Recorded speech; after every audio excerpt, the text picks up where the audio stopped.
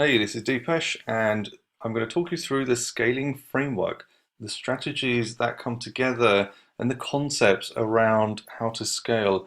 And one of the concepts I want to take you through is what I'd call the oceans, boats, and hooks strategy, and how Facebook ads really work. So this is a kind of concept that's kind of helped me to kind of abstract out from the kind of reality of Facebook, the technicalities, and give a sense of kind of how it works in a kind of more creative way, I guess, and kind of works better with my right brain, and essentially just trying to kind of visualize how Facebook ads work. So the way I kind of look at it is the audience that you're looking for is your ocean. So this dotted line around um, the video here, that's my audience. So everyone within that is my audience. So whatever audience you're setting in your ad set, that's my potential reach. So when you look at audience size and you say, 2 million people in the audience, that's 2 million people. Now the boats are the ad sets. And so boats go and they sail in. The size of your boat is the size of your budget. So if you have a big ocean of 2 million people and you have a boat of $5, let's say, and your boat is moving around the ocean, it's a tiny little boat that's kind of looking in the ocean. It's going to take the boat a long time to go through the ocean of 2 million people. Then I look at hooks, and the hooks are my ads, and the hooks are the things that pull out customers. So in this kind of ocean of 2 million potential customers, let's say fish for our illustrative purposes. So you've got 2 million fish all swimming around. It doesn't mean that you are going to be fishing in the right area. Let's say down here there's 6 fish, there's 4 here, there's 2 here, there's 3 here, etc. And even then, not all the fish are going to be hungry enough to take the bait off your hook. So you can throw your hook in there with the worm or the piece of meat or whatever you want to throw in there, and you can drop it into the ocean, and you could be fishing around here for some time, but you might not end up finding any fish, and you might kind of look at that audience and say, you know what, I'm going to give up. It's not obviously not a good audience. Reality is, if you'd shifted your boat just slightly and dropped your hook there, it might have worked. And this is kind of how ad sets and kind of audiences come together. That whenever you are kind of looking at your audiences and your kind of ad set is floating around in the audience, the budget defines how much of the ocean the ad set can cover, but then your optimizations, your campaign objective, etc., then define how well your ad set is placed. So, for example, if you're running a reach campaign, so a reach campaign will say to Facebook, I don't care, I just want as many people to see my ad as possible. That boat will just zoom around everywhere and it will just flash the hook everywhere. It may not actually catch any fish, but who cares? You just want impressions, and so you can kind of flash a hook around the ocean, and that's kind of how it works with something like the reach campaign. Now, when you're running website conversion, what you're telling your little ad set is, hey, look, I want to kind of find the right audience that are going to buy. Now here, we've got 6 fish, but actually they're not hungry. These guys are not hungry either. The hungry fish are down here. So the website conversion says, right, what do you want me to do? And you say, I want purchases. So you select the purchase optimized pixel. And so your boat is directed down here. Despite there being more fish here, they are not going to bite. They are not hungry. They've just had breakfast, lunch, dinner. They're good. Don't worry about those guys. These guys here, they haven't eaten. They are waiting for you to drop your hook in. So this is how it works with website conversion, is you direct your boat over here. Obviously, the more budget you put, the bigger the chance of capturing the right customer and capturing more as well. And then you kind of drop your hook in, and that's your one ad to say, hey, here, come and buy this, or come and eat this if it's for fish. And then you kind of hook that fish out of the ocean. So that's kind of how I illustrate how audiences come together, how ad sets and ads come together as well. Now, if you take this kind of view, the campaign objective is what gives your boat the kind of momentum, the direction, the velocity, the vector essentially of kind of the direction of where it's going and how fast it's going as well. And so you're kind of looking at focusing on your customers, and depending on what objective you pull out, that's what Facebook will deliver to you. And so going back to the example, let's say this is an audience size of 2 million. It may be that there's only 50,000 people who are actually going to be my ideal customers. That's where I want to be fishing. Why is it that so many fail to scale? And I think a lot of it comes down to not understanding how audiences are put together. So in this example, you have an audience of 10 million people. It does not mean you have 10 million people who are going to buy your product or download your app or give you an email address. It just means that you've found 10 million people who might be the right people that you're aiming for. So that when you overlay something like the website conversion objective, what that tells Facebook is, I want people who are going to buy. Let's say you're setting your optimized pixel to purchases. So all of a sudden your 10 million audience has become a lot smaller. And then you might say, throw in some video views, some clickers, so traffic campaign engagers through page post engagement. They're all working in different parts of the audience. So of your 10 million, there's a big proportion which are page post engagement people that just generally like, share, a comment on ads. They're passive, life's good for them. They just scroll the news feed and they're not really interested in buying, but they may buy. And this is where the crossover is. So if you have a purchaser and you have a engager, there's a crossover, and there's crossovers everywhere. The fact is that when you have an audience, there's different people within that audience, and there will be people that fall into both. So, I look at videos on the newsfeed. I also buy off the newsfeed, and I also like and comment occasionally as well. So I might fall into this particular section here. And this is why when it comes down to campaign objectives, I often test running multiple campaign objectives together.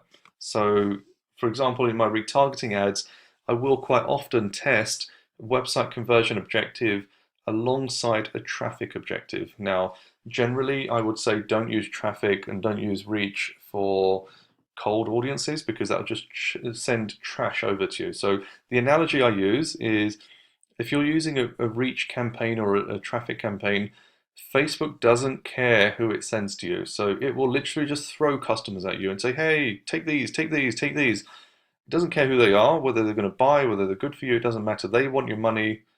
Give me your money, I'll give you a customer. That's all Facebook is saying. Now if you say, I want a website conversion objective, or I want a mobile app install objective, and I want customers, now Facebook is having to think a bit harder. And that's where the algorithm comes in, the auction, the pixels, the bidding, all that kind of stuff. And it's now thinking, right, so you're telling me that you want to run a website conversion campaign, and you want people who match people who purchase, and you want people to hit that purchase event. Well, you know what? I don't have as many people as you thought. I don't have 10 million, but here, look, here's a million, and I will guide them across. I will make sure that they come to your site, that they add to cart and they purchase. So now Facebook is trying to handhold that person or that customer through to coming on your site and purchasing. So now all of a sudden Facebook cares. They want you to have purchases. Now, within that kind of example, it's probably losing out on people because it's coming up with its kind of models on who it thinks are going to buy. It doesn't mean that if you're not in that kind of pool that you're not going to buy. It doesn't mean of the 10 million people, these are the only people that are going to buy. Facebook can't 100% tell you that. They will have a high propensity of knowing that these people buy, this is what time they buy, these are the products they buy. There is a ton of data to suggest to Facebook that these are the right customers. And this is why website conversion campaigns work so well. But also do think about the other objectives and how they can complement as well. You can also do a test within the website conversion campaign. So this is what I'm doing a lot more now is, for example, if I have a really small audience size, a few thousand, let's say, of hot prospects that have added to cart, and I want to test my purchase objective, and I'm not getting enough conversions, and maybe I test the add to cart or view content. Also, what I'm doing is using my website conversion, but also testing for impressions and trying to get as many impressions for that small audience as possible, because all of a sudden I have 2,000 people in that audience who have added to cart. That's a super high intent that they are literally one step away from buying. I just want to get my ads in front of them. I want to convince them to buy. And so I don't want Facebook to be hand-holding people. I just want Facebook to throw everyone over. Every one of that 2,000 audience is relevant to me. So I want as many people as possible. And also it kind of works with video views as well. So higher up the funnel, I've had success testing a website conversion campaign with video views alongside it as well. And there's two things that video views do. One is if you've got really good video, it will capture a wider audience. Two, it will allow you to retarget people that have viewed a percentage, and you can do that in the purchases campaign as well, but you get broader access as well. But also, thirdly, if you're running it together in the same audience, it can help to create a bit more of a brand effect, a brand experience. So someone might see a video ad in the video views campaign and then maybe see your direct response ad in the purchases campaign. So it allows you to get the best out of it as well. And quite often the same works within a page post engagement and purchaser campaign as well. So if you've been through the graduation strategy, you will have seen some of the screens where I've been running tests with page post engagement, and actually some of the ads and audiences have actually delivered sales as well. So just because someone's in a page post engagement objective, it doesn't mean they're not going to buy. It just means there's less chance of them buying than a purchaser's objective, because Facebook have pulled those purchasers out and know explicitly that these are the people that are more likely to buy. It doesn't mean these are the only people that are going to buy. And also the final point on that I want to absolutely stress is people move between different phases as well. So let's say, for example, I'm the target market for a company that are selling, a high-end car, for example. They want to target purchasers, and they're looking at data from Facebook and their lookalike audiences, etc. In any given day, in any given ad that comes up, I can actually flick through these different, or I can actually flip and flop through different audiences. So for one particular advertiser, I might just fall into the engagers because of, for example, the type of product or even the time of day. Facebook know, for example, that you as an individual person, what's your browsing behavior? What's your buying behavior? When are you more likely to buy? When are you more likely to just interact and maybe click and disappear? One thing to just kind of reflect on is the Facebook pixel is not just on your website, it's also on your competitors' websites and other websites as well. So Facebook, when they're building up a profile of you as an individual person, they know which websites you've actually visited, when you've bought, which products you've bought. We're pumping all of this data to Facebook. We're getting dynamic product ads, and we're sending our basket values, our product names, etc. Facebook are collecting all of this data, so they know that last week you bought a new MacBook. A few days ago you bought some headphones. Obviously, if the Facebook pixel is installed on those sites, and it starts to build a profile up of you as well. So the algorithm is pretty clever at knowing which of those objectives are more likely to be relevant to you as a user at one particular given point in time as well.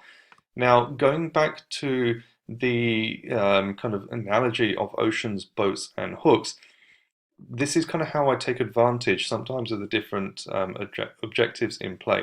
So if you can recall back, we were talking about one boat and one hook and kind of just moving around in the auction. Part of the scaling strategy that I use is to create multiple ad sets. So if you've been through it already, great. If you've not, there's two key strategies I look at for scaling, which is V scaling and H scaling. V is increasing your budgets. H scaling is duplicating your ad sets. So why would you do that? Is to increase your chance of finding the best audiences. So in the same analogy, if I've got the same audience and I'm duplicating my ad set, I'm creating more boats in the same ocean as well. And my hooks are my ads. So for example, the hook, you could literally duplicate the same ad. You can have the same ad sets running. You could also then make a change. This is something which I also do where, for example, when I make a duplication, and you'll see this in the scaling strategy, I might apply a manual bid and so do some testing to try and find different bandings for manual bidding and to try and find more profitable audiences. I might also split by placement or by device or by gender. So for example, if this was my 10 million female audience and I was selling a facial beauty product, now I might split the winning ad set further into women 2040 and women 40 plus, and start to create smaller audiences. So now rather than a big 10 million, I've got maybe a 4 million and a 6 million, and I'm deploying my ad sets in there to try and make my hooks, my ads more relevant as well. So this is kind of a primer for the strategies that are coming up, especially when it comes to scaling, so that you understand the concepts. of why people like myself will duplicate the ad sets. And I'm not saying that this is the best strategy, but it's certainly one that can support scaling. There are downsides to it, and you'll come across that in H scaling as well. But you can also duplicate your ads as well. And this comes back to, if you've gone through the graduation framework, that sometimes when you throw your ad into the ocean, Facebook doesn't always find the best customers, and you can sometimes duplicate that and find good performance as well. So you can, for example, take a winning ad, duplicate it 3 times, and let it run in a single ad set, and you'll often find the performance differs as well. So that's just something to bear in mind. And that's kind of part of scaling. So if you've got multiple audiences, you've got multiple ad sets, multiple ads, that's a big part of scaling out as well. So especially when you're looking to scale fast, this is one of the fastest ways of scaling.